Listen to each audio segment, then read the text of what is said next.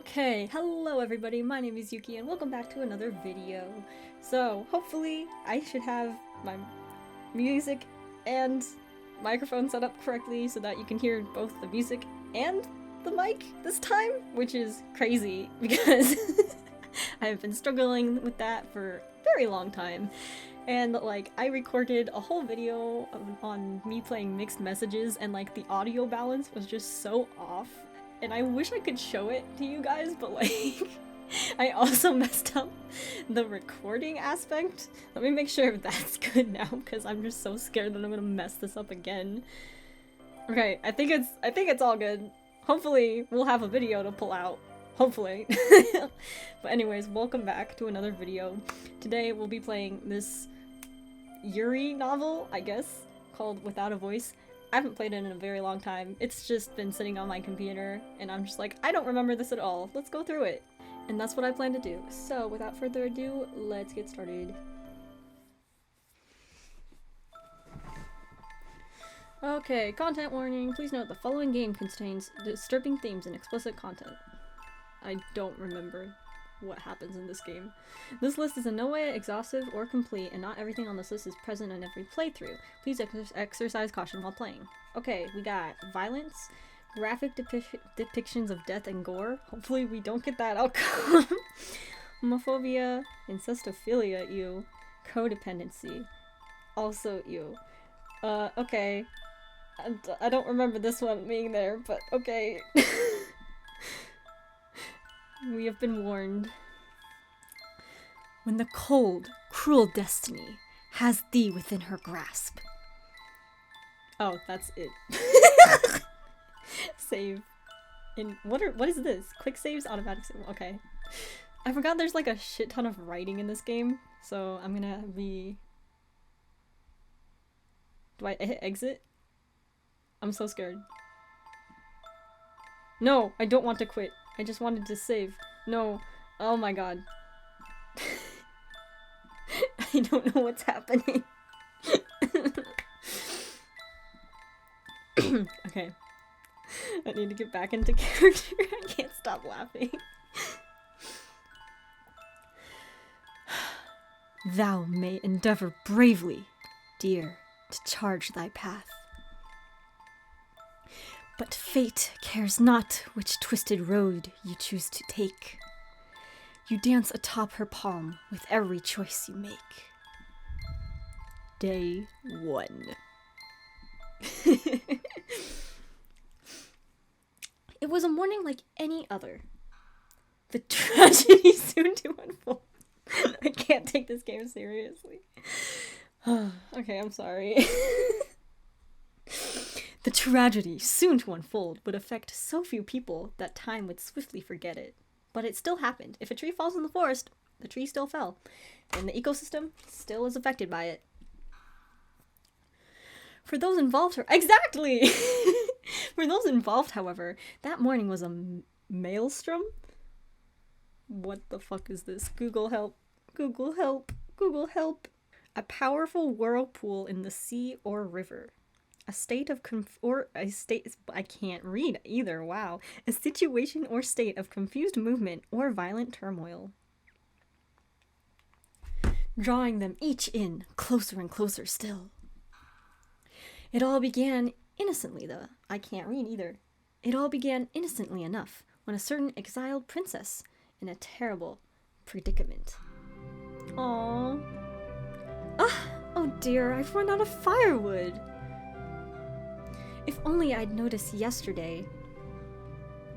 This has caught me quite unawares. Wait, this has caught me quite unawares. The ex-princess in question was named Cassidy, and she was the eldest child of the kingdom of Veromir. What's that you say? You've never heard of Veromir? One shouldn't be surprised. This all happened long before the universe summoned you into existence. Oh. Is the player involved? I can't remember. This is interesting though. The next shipment isn't due for a little while yet. Is there anything I can click on? Oh shoot, that progressed the story. I'm sorry.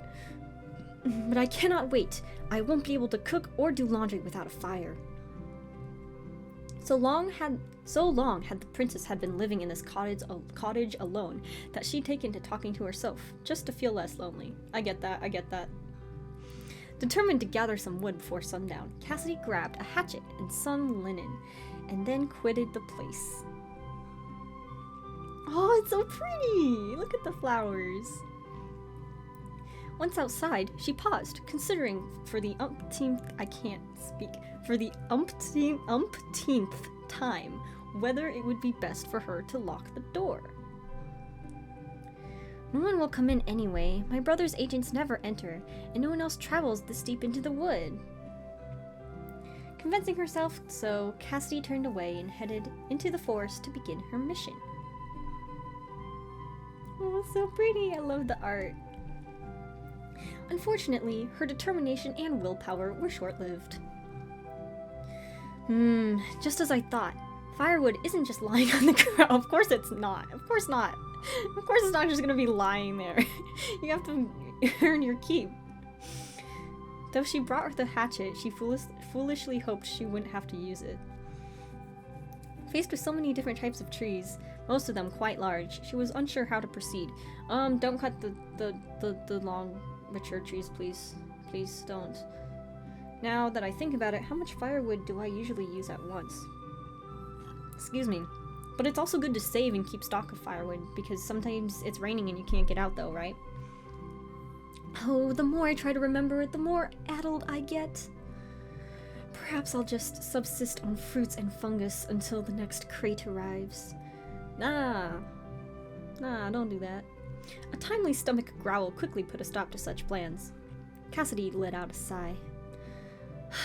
For now, then, I shall return to my favorite place. It always brings me peace. That place holds some magic, I've always felt. I'm sure I shall be able to think of something once I'm there. Her spirit restored, Cassidy hefted her linen satchel a little higher. It was not long until she would be comfortable again, she thought. Whoa. Why, you're as radiant as ever. Who is she talking to? Oh, the forest? Ah. There were many views to take pleasure in this forest, but this one in particular had always brought her delight. Though she had lived here now for some seasons, the tree before her seemed never to change. Ah, it's so nice when you have, like, your tree. It's like, it's such a feeling. It's such a feeling. I don't know much about wisteria. Are they meant to stay in bloom year-round? Let's ask the internet. Perennials are plants that will come back and regrow year after year, while annuals die off when temperatures get too cold. Okay, yeah. Okay, yeah, so they are meant to bloom year-round. Perhaps the winters here are mild. Haven't you been staying here for a bit? Wisteria shall wither not when flakes of winter fall. Yet all must someday perish, while heeding nature's call. That's such a pretty line.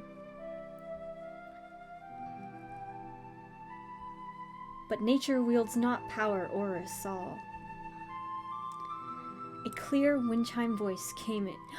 I am in the game! The player is in the game! That's crazy! That's crazy. A clear wind chime voice caught Cassidy's attention. Hi, Cassidy! Oh, wait, oh, it was not me. It was the other girl. Ayo. Cassidy's heart stuck in her throat as she followed the sound and caught sight of the woman sitting there. She had never seen before. I can't speak. I can't speak. She had never before seen a woman so breathtakingly beautiful. My apologies for interrupting your poem, madam. It was only a couplet. You did not interrupt so much as improve it. Oh? Then all the better. But it is not safe to be so deep in the wood. Tarry not. I live here. It is quite safe, I assure you. I dare say I have lived here much longer than you have. No harm has ever come to me in these woods. Perhaps our experiences merely differ, but Cassidy hasn't been in here long enough to actually have experiences, so it's weird. Okay. Certainly, I concede your point. Cassidy paused with a long while, unsure of how to carry on the conversation. How strange. I used to make small talk with all the courtiers as if they were nothing. How has time truly affected me so? You say you live here? I do. I have never seen you. I'm quite sure of it. I would remember someone like you. Whereabouts do you live, if you don't mind my asking? Hardly a stone's throw from where we now stand. How can that be? I suppose she does not wish to expose where she lives to an utter stranger. That is reasonable. She seems to be quite on her guard. I envy your view of this lovely place. Do not envy me. What? What could that mean? How droll. Oh, where are my manners? My name is Cassidy. I too live nearby. You may call me Elowyn. Elowyn? What a lovely name. Besides, I was already aware that you live nearby. What? How? I have seen you before, albeit from a distance. You come here often. Oh dear, I must have been making a complete fool of myself. I am sorry that you have had to witness that. Cassidy thought back to all the complaining she'd done under this tree, and all the time she'd sully herself trying to gather fruit. There were many other truly mortifying memories. She stared at the ground in shame. When she looked up, however, Elowyn was smiling. Cassidy felt her tension wane. So, what brings you to this place? I wanted to calm myself. Calm yourself? What for? What could possibly cause you distress? What a sour tone. Does she think I just daydream and laze about all day? Many things. I'll have you know that at this very minute, I am on a mission that might mean the difference between life and death. Oh? And yet you dally here? What could this mission involve, pray tell? I see my presence is not wanted here. I shall return to my search forthwith. Just as she was about to turn away and leave Elowyn and the wisteria tree behind, Cassidy heard Elowyn laugh softly. It was a bewitching sound. I see I've offended m'lady. No offense was meant, I can assure. Really? Truly, I would never wish to cause you pain. Tell me of your mission. I have run out of firewood. Upon hearing this, Elowyn stood up and dusted herself off. Allow me to be of service. Oh no, I couldn't possibly Please, this tree suffers so much every time you shed your tears and frustration upon it. That is true, trees can hear your feelings. They can feel your feelings.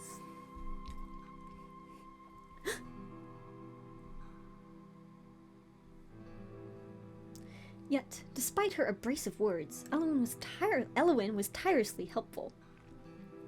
It was she who taught Cassidy to gather smaller bits of kindling, and to use the hatchet when that proved insufficient.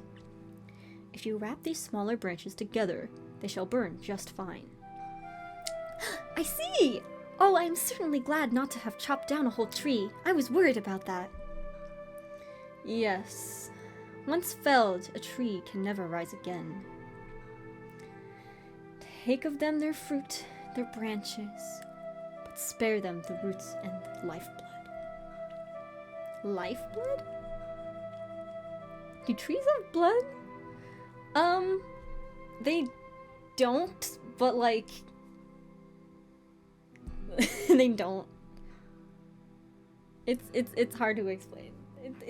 Yeah. This forest is quite old, you know.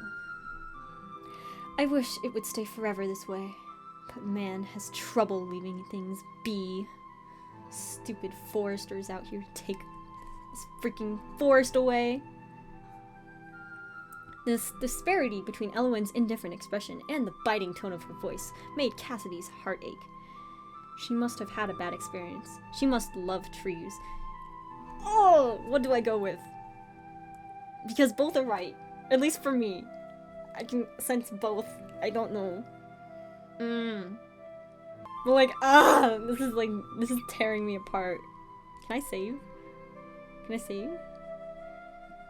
There we go. How do I return? Oh, return button's here. Did it save? Did it actually save? Okay, it did. We're good. Good. Because, like, automatically, I would think this. But, like, also, I completely understand this one because I love trees too, and it's a very nature is so cool. I'm scared. I don't know. I don't know. Like, I don't think this, like, affects any outcome. Cause, like, I'm so split between my passion and, like my dominant FE in my INFP kind of life. I don't know. I don't know how to explain it. Like, I just understand what this means, and I can understand this. But, like, also, this is so true. This shouldn't be this hard. Fuck it, I'm gonna do She Must Love Trees. I agree. Nature is wonderful, isn't it? At times it can be. What do you mean, what does she mean by that? What do you mean? Was this the right pathway? Was this the right path? I don't know. We humans are meddlesome things, aren't we? Oh.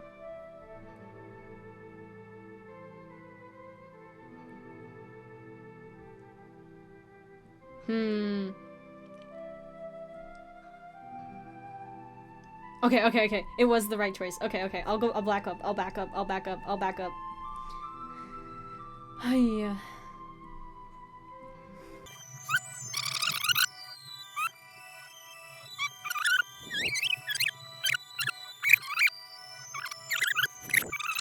Okay. Nothing happened. We're going with this one. We humans are meddlesome things, aren't we? Perhaps I'm making too light of her feelings. I thought that was a rather intelligent thing to say. You truly love this forest, don't you? Yes. In fact, I feel that I am a part of it, and it is a part of me. Yes! She gets it! How beautiful. Nature is so beautiful. It's so great. The two continued through the forest, gathering wood and passing the time with easy conversation. As they walked leisurely, the sun began to sink. So too did the satchel of wood over Cassidy's shoulder sag. I can't read. Oh my god. It seems that you've gathered plenty of wood now. Surely that will be enough. Ah, you're right. The time had quite gotten away from the exiled princess. Now that their afternoon together was coming to an end, Cassidy was afraid and hopeful, which perhaps was more dangerous still. And then... Excuse me, Miss Elowen? Yes?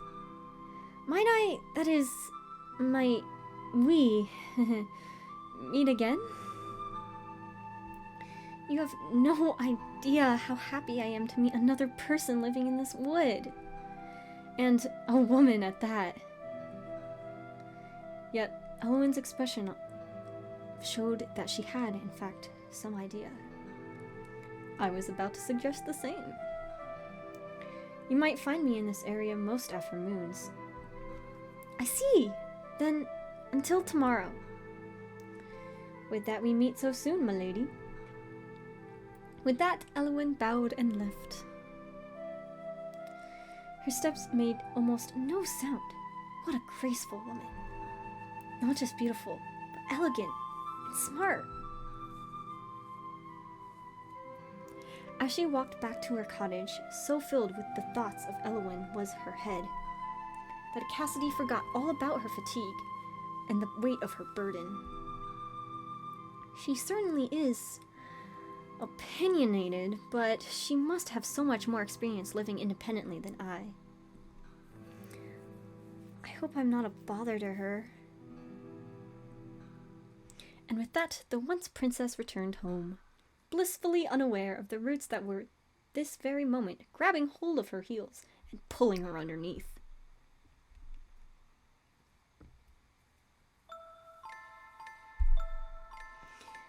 It is said, a fool repeats his days. Ah, Okay, wait, okay, it does this automatically. Okay, I get it. No, wait, I did. Stop. Changing not, but expecting change. I posit these men are by routine hog-tied. They expect not, and are by not satisfied. Day 2.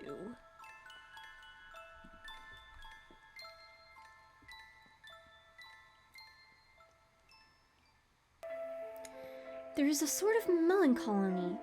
What am I saying? Melancholy? What is a melon colony? A colony of melons? There is a sort of melancholy one feels when closing a book for the final time. Feeling its last words wash over you as you leave its world and return to your own life. It was an ennui that Cassidy had grown used to. I hope I'm pronouncing that right. In her former life, she had received the best education that money and bribery might buy. And now, that bright mind was left to languish, fed by nothing more than a single new book each fortnight. By now, Cassidy was in the habit of reading very slowly indeed.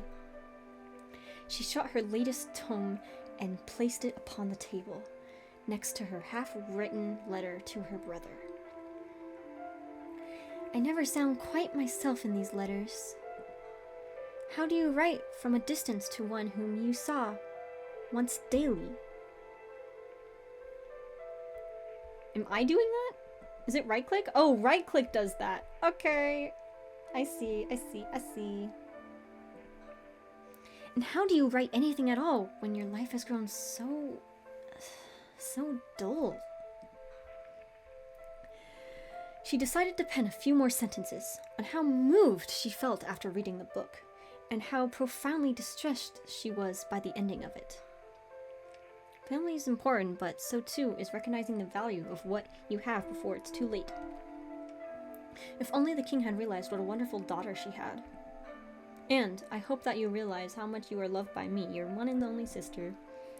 She paused, overcome by sheer feeling, and decided to keep that final bit to herself. It was too desperate for comfort, and the princesses would not whinge so. Oh, and princesses do. Okay, yeah, I see. No, that won't do at all. How unbecoming. With a sigh, Cassidy stared at the crackling fire.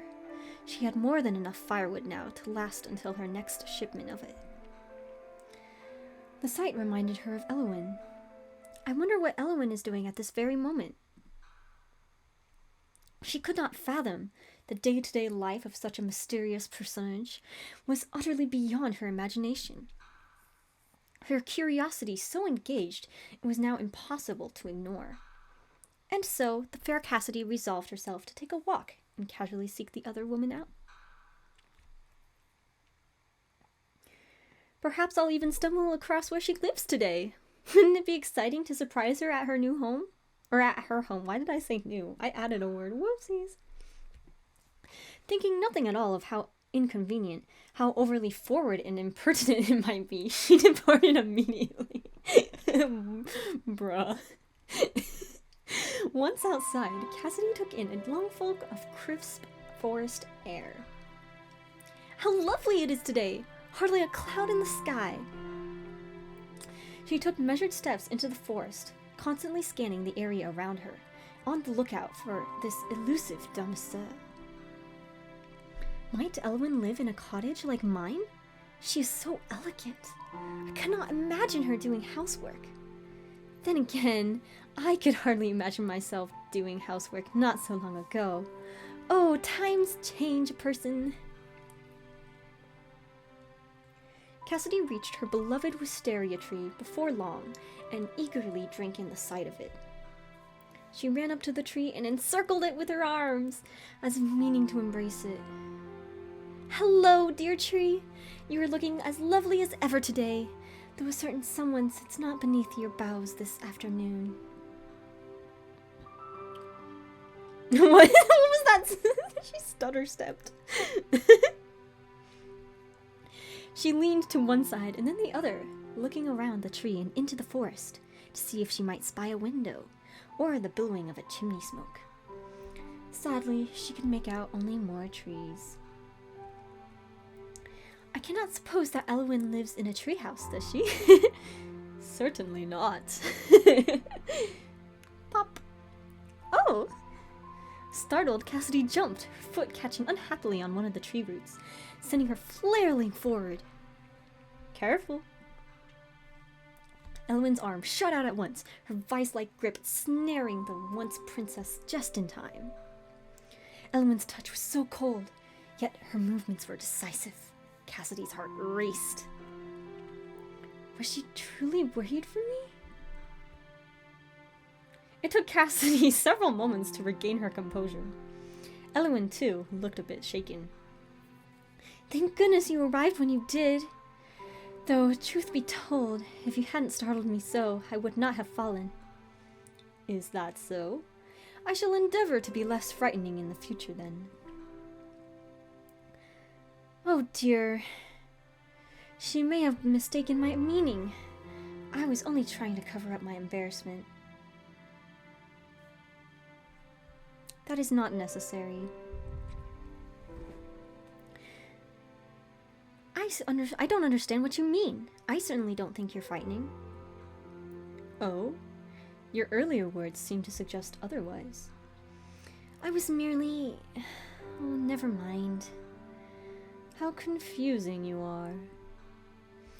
Still, how curious it is for us to be meeting here again. You come here often. I live nearby. What is curious about it? I'm merely saying that it's serendipitous. It must be fate. Fate has nothing to do with it, I assure you. Oh, but it's so much more romantic when you think of it as fate. I can think of nothing less romantic than fate. Question mark? Just question mark? Perhaps this is something not yet possible for you to understand. Don't speak as though you're much older and wiser than me. Elwyn laughed a little. How old are you, anyway? How old do you think? Cassidy stared at Elwyn, gazing deeply in her eyes, as if she might find the other woman's secrets there. Older than I first thought, perhaps. A wise answer. Elwyn tipped her head slightly, the motion seeming to indicate a desire to walk on. Cassidy was only too happy to comply. Together, the two women strolled. Their time together was marked by companionable silence. Cassidy, never before a quiet girl, was desperate to fill it, but what conversation might pique Elwyn's interest? I can't believe I said it like that. Might pique Elwyn's interest was unclear. She peered shyly at Elwyn's face in profile. So striking and noble did it seem. She has the air of an aristocrat. But what could someone like she be living here in the forest? Then again, am I not in the same position? Perhaps it is something she finds difficult to speak of.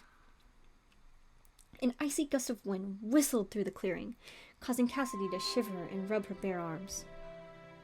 The The sun will be setting soon, and it will grow colder. Perhaps you should...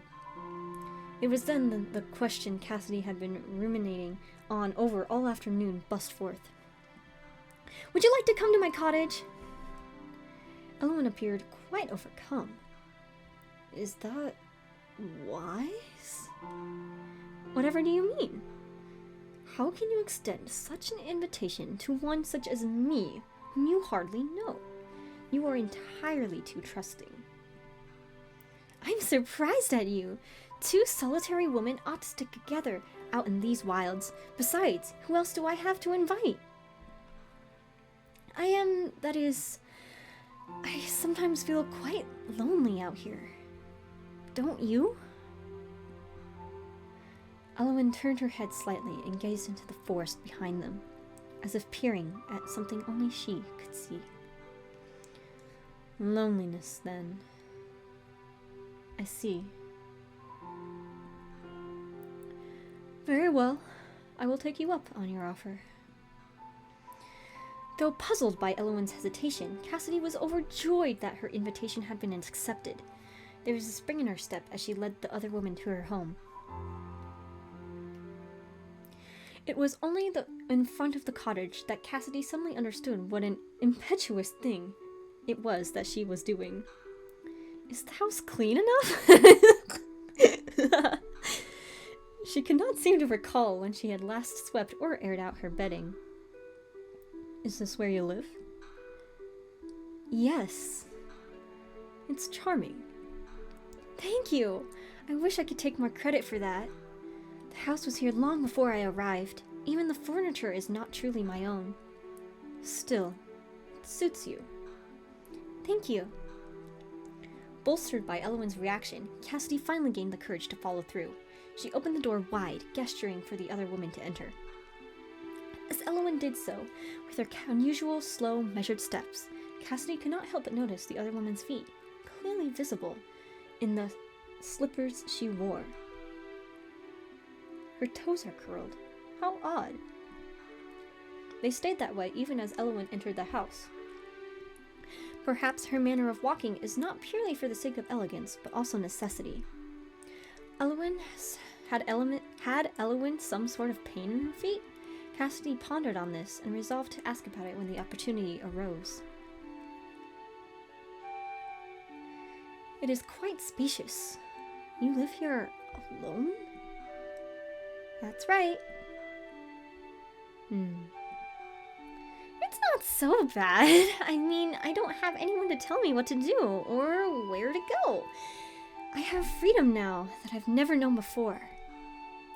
Perhaps, but sometimes I believe that being tied down to something is easier. If you don't realize you're being strangled, it's just a pleasant, light-headed feeling. I don't really understand. It's alright if you don't. Elowen walked slowly from one part of the room to the next, her fingertips ghosting over every surface. She looked to be seeking the essence of each object, taking in every minute flaw and deciphering its true nature. Cassidy wondered what Elowen might discover about her if only she allowed it, if only she dared. It was unbearably quiet. Just then, Elowen came across the book that Cassidy had finished reading. Oh, that's the book I said... I can't speak. Oh, that... Oh, that's the... Oh, that's a book my brother sent to me. I get so frighteningly bored here that these books have become my sanctuary. I'm expecting a new shipment soon. Your brother? Elowen was silent for a time, digesting that new information. And then her eyes fell on the half-finished letter haphazardly placed next to the book. Cassidy followed her gaze. Eyes wide, she leapt forward to snatch the letter away. How much had the other woman seen? She colored in mortification. Your brother is far away from here. Yeah. Is it beautiful? The place where you once both lived. I've not once seen its equal. More beautiful than this cottage prison of yours? Cassidy could not hide her surprise at Elowen's poisonous choice of words, nor could she hide her sudden tears. Just for the sake of saving, I'm gonna save here, because I'm like scared. Scared that something will go wrong here. It's not like that. She dried her ears delicately, but with determination. Now was not the time for tears. Things are complicated. It is not yet as clear-cut as you seem to believe. Undoubtedly, the affairs of men oft are. However, all that I need to know is that he is there and you are here. That he is responsible for that difference can be inferred quite easily. You are a fast reader to be able to jump to such conclusions so swiftly. I am not unhappy here, Elowen. Can you say that truly, with an unclouded heart? Elowen peered into Cassidy's eyes, and their gazes held, like two magnets pulling each other closer, and closer still. Yet Cassidy could not do it. She could not look Elowen in the eye and tell an untruth. Elowen looked to the window. Are there tears in Elowen's eyes? That's so strange. Wait, that's so interesting. Wait, is Elowen not happy here either? Huh. That's so interesting. They're both unhappy here. That's so interesting. It is gotten dark. Oh my, how rude of me! I have not offered you tea or any refreshment. Do not trouble yourself on my account. I swear there's tears in her eyes. That's so interesting. I must away. I did not mean to impose for so long. You are hardly an imposition. You are kind and good. Cassidy's face lit up. Good, kind, and good things do not survive long in a world such as ours. That's so true. That's so true. And just as quickly as it had come, the sudden rush of delight left her. Bowing her head, the other woman was out the door and gone, leaving hurt and confusion in her wake. When she looked out the window to glimpse the same view that Elowen had just beheld, what Cassidy saw before her was but a bleak uncertainty. Oh, did I do something wrong? Did I do something wrong? I don't know. Oh, my battery's gonna die. My computer, please don't die. I beg. Please charge. Oh no. Oh no. Oh no. I hope it lasts. Oh, I might have to cut this short. Uh-oh. We'll see how long it lasts. Without wisdom or experience, storms shall ill-weathered be. But when you are nearby, dear one, no storms can bother me. Day 3. Halo voice. I wanted to do a Halo voice. That's my fault. Day 3. Oh, the charger's not half working. So annoying. The exiled princess paused on the very first line of her letter. Is that too familiar? Will he dislike it? The brother of her memory was a kind boy, but rather stiff, and particularly mindful of decorum. Following the events of previous evening, Cassidy felt compelled to rewrite her half-finished letter. Not that Alexander would care. He's not here. I'm scared again. I don't want to do the wrong thing.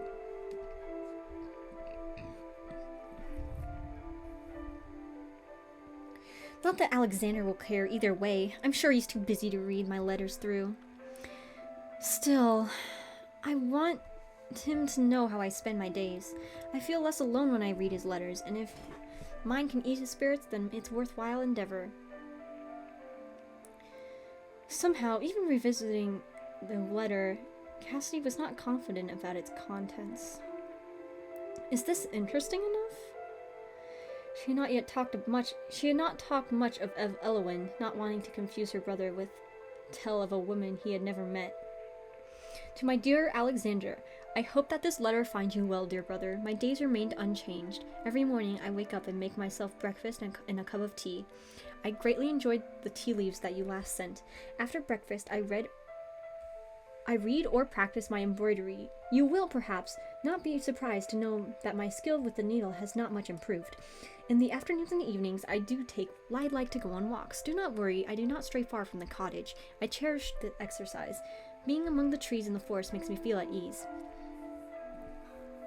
In fact, upon a quick reread, she realized she had not mentioned Elwyn in her letter at all. Good. Keep it that way. Did I do that? I don't know if I did, but let's keep it that way. Let's keep it that way. It's better that way. It is better that way. Yes, yes, yes, yes. When Cassidy looked out the window, she realized the sun had started to set. Oh dear, have I revised for so long? Silly me. She folded up her letter and placed it in an envelope, sealing it with the royal wax seal she was given. She stood and stretched her arms above her head. I have hardly moved all day. That is no good. Out Cassidy goes. Cassidy walked to the front of the cottage, where she normally left her letters halfway beneath the door for an agent to collect. She had just stuffed the letter under her door when... Princess? Cassidy's blood ran cold for just a moment. Yet, she soon realized who was addressing her and relaxed. You surprised me, Elwyn? She spoke to the other woman through the half-opened window at the front of the cottage. I am no princess, you know. Is that so? You seem to be like one to me. Cassidy was not sure how to respond to that sentiment. Have I casually let slip that I was a princess? I did not realize that I still mannered in the manner of one. You did. You have been. Lifelong habits cannot soon be discarded, it seems. There is an envelope under the door. Oh yes, do leave it there. It's outgoing. Shoot, did I do that again? I don't know. Outgoing? Elwyn paused for a long while, but said no more on the subject. May I come in? Of course! I'm so sorry. I should have invited you sooner. I was so taken aback, you see. I did not mean to surprise you so. It's all right. A happy surprise. I'm so glad to see you. She opened the door and ushered Elwyn inside. This time, Cassidy did not forget her manners. She quickly flew into the kitchen to make her guests some tea, and pulled out the crackers she'd set aside for just such an occasion. Elwyn politely sipped the tea, but did not touch the crackers. I'm so scared of making decisions. I'm so scared of making decisions. I'm so scared of making decisions.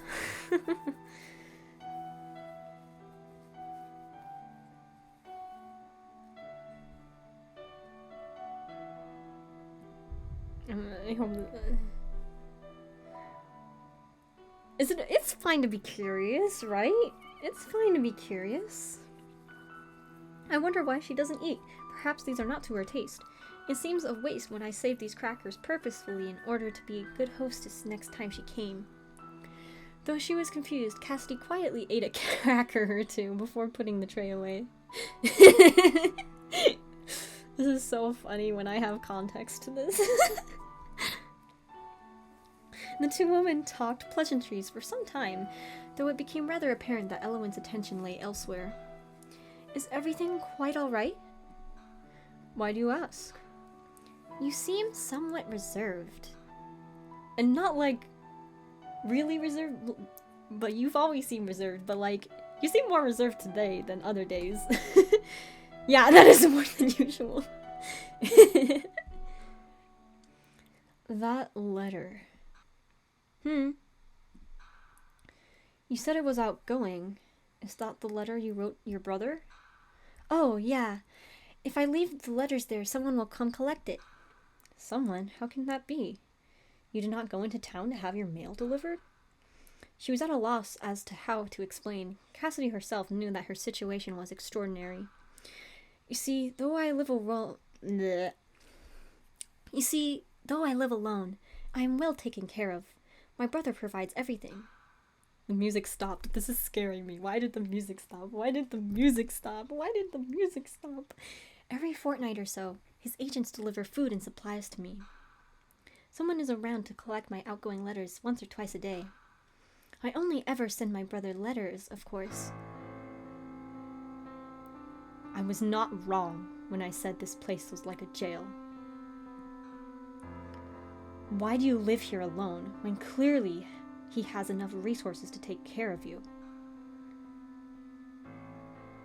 Cassidy shifted uncomfortably in her seat.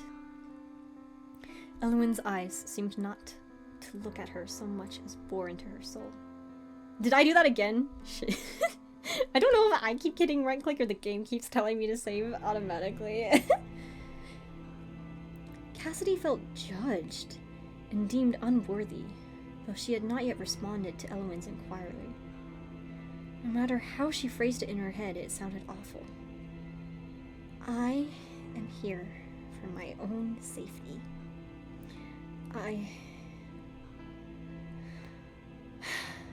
When you called me princess earlier, you were not far off the mark.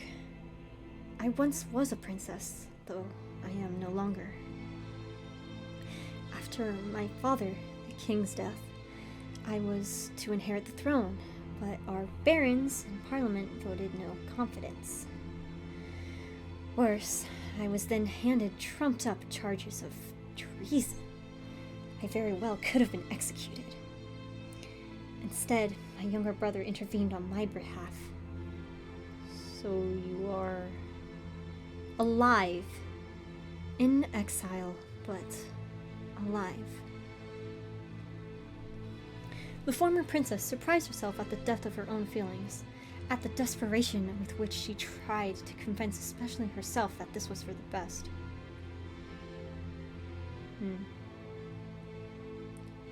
How can you be so positive? What? You speak so fondly of your brother when he is the one who exiled you, who left you here to rot in isolation. It's not like that, Elowen. What part of what I said is false? Tell me. It's not that simple. It is not Alexander's fault. She found herself repeating her thoughts on the matter mechanically, things she only half believed. She had said all these things before. It seems she no more believed them now. As a result of your dear Alexander's intervention, you were exiled, were you not? Who's to say he was not responsible for the unfavorable vote in the first place? That's so true. If he's the younger sibling, then he could easily try to overthrow you. And my brain doesn't have the words, but it's a very big possibility that might happen. Why would he do that? What would he have to gain? I don't know, the throne? I know that it seems unfair, but I have come to terms with it. Matters of court are never black and white. I am lucky to have left the castle with my life. I've previously stated my belief that you are kind and good. Huh? I have now revised my opinion. You are a blind fool. As I am mute, you are blind. Altogether too blind to see the selfish ways of the world. What is your meaning? It is nothing. Believe in your brother all you wish, but you cannot deny that there is a truth to what I have said. She's right. She's so right, though. Cassidy is very sheltered and protected. Elowen rose from her seat in one swift movement, and then headed for the door. Good night, princess. I am a princess no longer. Mock me not, I beg you.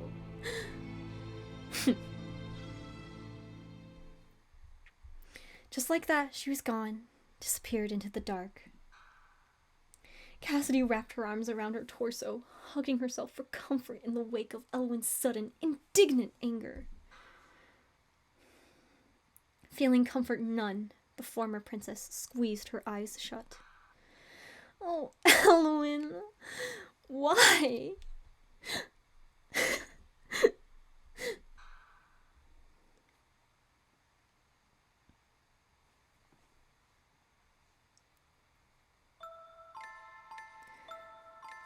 There is a treasure that can't be bought, no matter how long it may be sought. It is something priceless, yet free. I speak, of course, of an apology. Dun dun dun! Someone's gonna apologize. Day 4.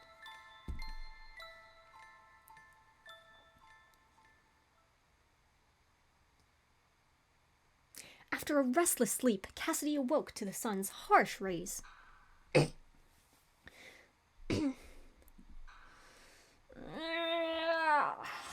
She stretched, arching her back to release the tension there. Finally, her gaze went to the front door. There was a distant lack of letter beneath it. They must have come in the night. How diligent my brother's agents are.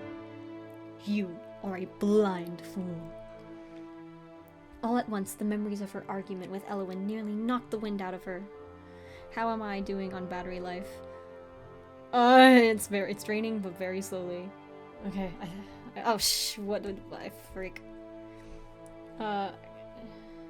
I cannot believe I indulged such secrets to someone I barely know. Cassidy was puzzled, both at herself and Elwyn's odd behavior. I'm sure she had her reasons. Elwyn appeared so upset. I wonder if she experienced something similar. Perhaps my blind optimism reminded her too much of it. I'm sure she's only worried for me. I seem to inspire that breed of pity in others. I can understand that. I'm afraid I am often come off as quite helpless. I must ask her about her own life. We know so little about each other. It's no wonder she would react that way. Oh, whoops. One can only draw conclusions based on what one already knows. Presently, there was a knock at the door. Given how long it had been since her last shipment, as well as the fact that Elwyn was far more likely to announce her presence with her words, Cassidy could draw one conclusion. She had waited 10 minutes before opening the door. It was protocol. She knew not who her brother sent, and it was unclear whether they knew whom they were delivering to. The royal family of Varamir had a distinctive look to them. It would not do for too many people to know who she was, or that a former princess dwelled here. When she finally allowed herself to open the door, she found a large wooden crate, not unlike the previous ones. Sitting atop the crate's contents was sealed an envelope. Cassidy instantly recognized the severe cursive. To my sister. I am glad to hear that you are adjusting well to life at the cottage. Doubtless there are many things that challenge you, given your former life, but we must all make the best of things. I know that you have too much time on your hands, so I have been sure to enclose more books to you to read. You may one day be called upon to marry well for the advantage of king and country. As such, it is of the utmost importance that you keep your mind sharp and your hands unidle. That last part seemed to have been written later, as the script looked slightly different. I think of you often. I worry about you, even more still. Be safe in the forest and keep to yourself, though I know that is difficult for you. Please await my next letter. I remain your loyal brother, A. She read over the letter many times, trying her best to glean affection from it. Alexander has always been a little awkward. I'm sure the last bit was added with some reluctance, after one of his advisors chastised him for the content of his letter. She smiled and ran her finger. Stop. But then she remembered the sentence about marriage. Is this why he kept me alive? Exactly. Could this be the reason he kept me alive? Only to be an advantage pawn? The thought ate away at her, and Cassidy fought back tears. Her brother had never been so blunt about his intentions before. The letter did not raise her spirits as much as letters from Alexander usually did. The implication of it weighed on her. That would actually make a lot of sense given from a political standpoint. Why would Alexander have to be the one? Like, if you have two siblings, right? And one can marry for one advantageous reason. So let's say like the brother marries someone, but then you have another sibling, right? He can just use her like that and just use her for the benefit of the kingdom.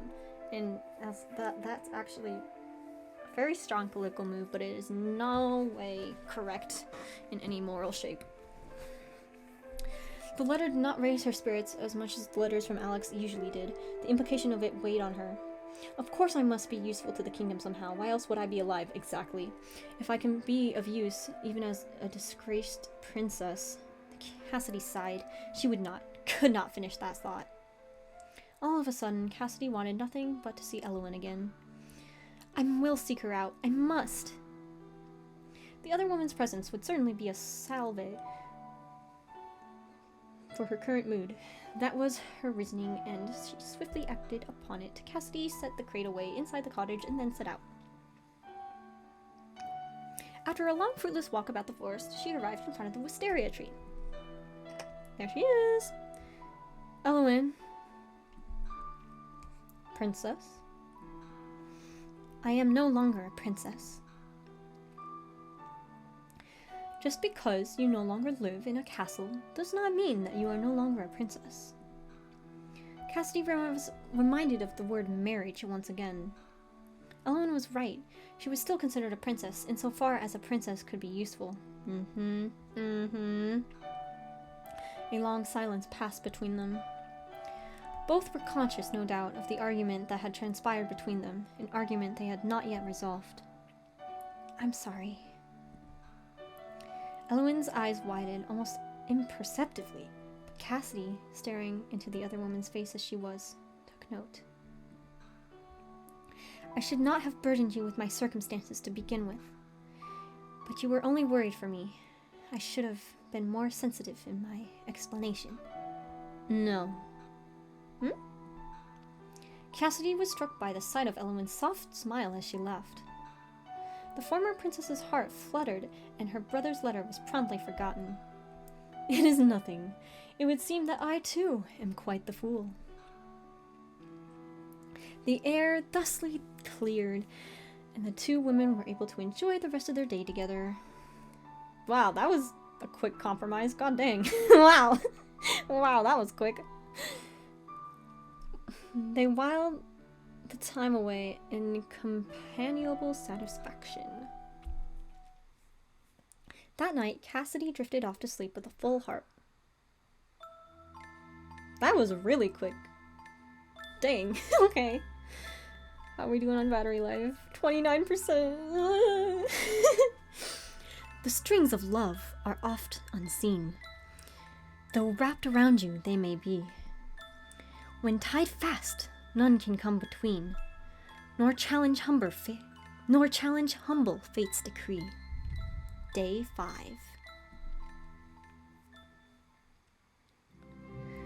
Ah, how beautiful it is today. Indeed. Elowen had surprised Cassidy early that morning, arriving at her front door without warning. Though Elowen didn't even knock, silly creature. I wonder if she would have left it if I hadn't seen her and opened the door. The thought bothered her almost as much as the notion that Elowen might not yearn for Cassidy's company the way Cassidy did for hers. After some time spent lingering, both paralyzed by the indecision, they decided to go on a leisurely nature walk. For the next few hours, they strolled through the forest together, stopping here and there to pick berries or mushrooms. That one is poisonous. Don't touch it. Right! Cassidy drew her arm back in mortified alarm. It would not do for your lovely skin to be marred by poisonous spores. Cassidy hazarded a glance at the other woman's face, but Elowen looked as unflappable as other. Poisonous? I'm always scared. I'm so scared. I'm so scared. How do you know so much? Are you sure?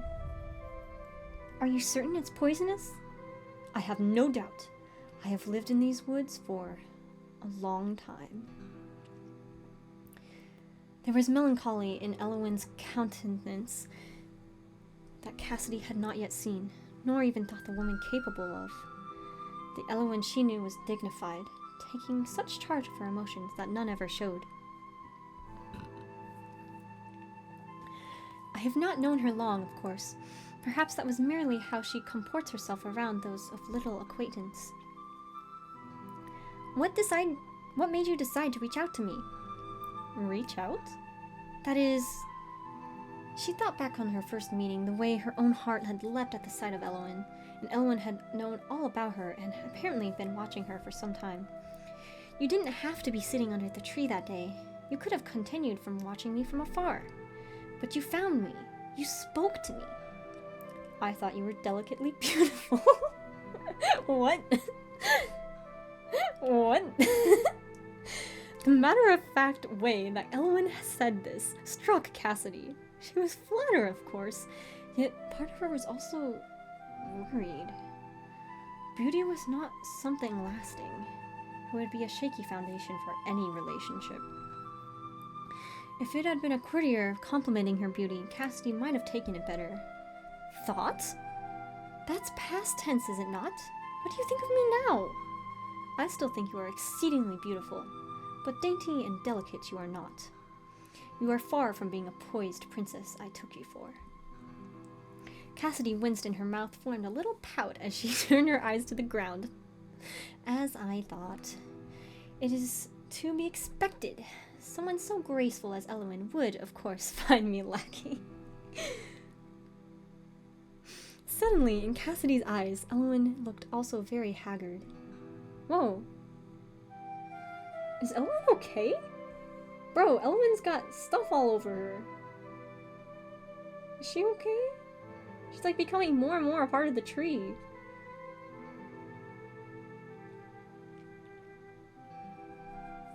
I hope she's okay. She peered through the polished veneer and saw a woman who was tired and hungry. Are you alright? Did her eyes change color, or is that just my imagination?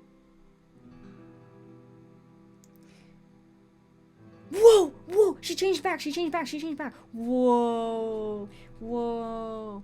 She changed back! Whoa! Whoa! Whoa! Whoa! Whoa! In a blink, Elowyn appeared to be the same as always. I'm fine. Even so, Cassidy could not shake the feeling that something was off. Are you quite sure? You seem tired. Elowyn was silent for a long while. Yes.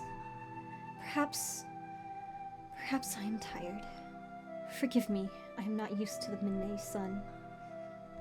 It occurred to Cassidy then that she had never seen Elowyn in the morning before. Could she be something of a night owl? I hadn't supposed it. And here I invited her to walk with me, underneath the full blaze of the sun. How thoughtless I am. Elowyn. Yes? Why don't you stay up with me at my cottage tonight? What?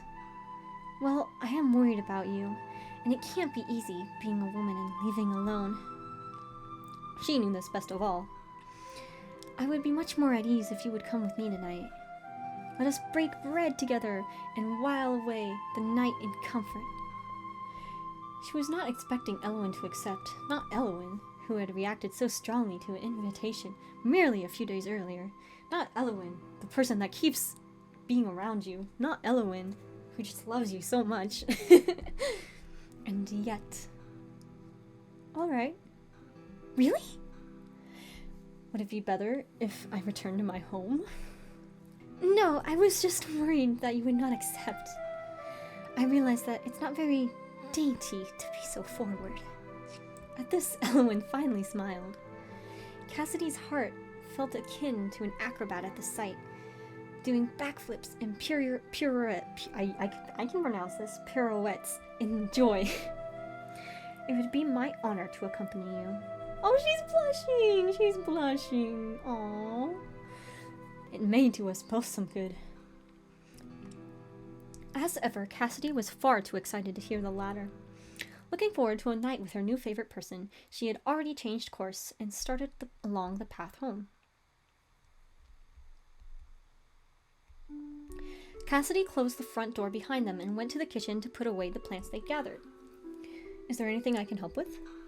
Leave it to me. Just have a seat and rest. You really do look tired. All right. Night soon fell, and the pair supped together. She still isn't eating anything. She had plenty of tea earlier, but could it be that she's foreign? Perhaps she's too polite to say that it's not to her taste. Eowyn, unaware of being observed so directly, delicately sipped a glass of water. Are you full? I am satisfied. How can you be when you haven't even eaten anything? I am simply not hungry at this very moment. I see. Her tone left no room for argument. After dinner, Cassidy cleared the plates and things away and began to get the room ready for sleep. The cottage was not large. Her parlor had to double as her bedroom out of necessity. It was all well and good for a single person, but now that another person had been added, Cassidy became acutely aware of the lack of space. Oh, there's only one bed. Whoa! This trope is always funny to me. There's only one bed. I will gladly sleep on the divan or the ground. I am not choosy. Oh, that won't do at all. You're a guest. Cassidy I skipped an entire word. Cassidy gulped. Truth be told, she had one other, much more preferable arrangement in mind. We could share the bed. There's room enough for two. I notice you do not offer to sleep on the divan. Ah. Struck by her own lack of graciousness, Cassidy bit her lip and cowed into silence. I'm only teasing. If you do not mind being so snug, I will happily share the space with you. Nothing would please me more than to be close to you. I can't believe she said that out loud. I mean, yes, wonderful. I shall fetch another pillow then. She flew out of the room to retrieve a spare pillow from the closet, face burning with embarrassment.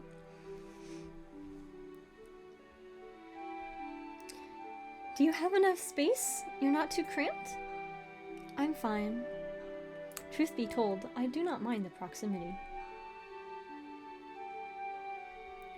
There was a faraway look in Eowyn's eyes. I'd been alone for so long. Till you came.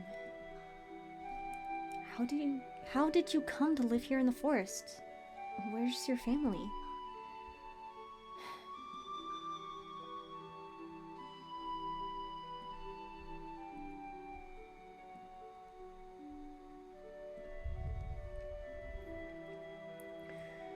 Perhaps it's not that she does not wish to tell me, but that she cannot. She may have some circumstances that prevent her from speaking on the subject. Was it impertinent of me to bring it up? I'm sorry, is it difficult for you to tell me? It is a trying subject. I'm not sure where to begin, to be honest. I have lived here all my life. Once I was not alone, but I once had siblings. They have long since departed. So I don't really have family here anymore.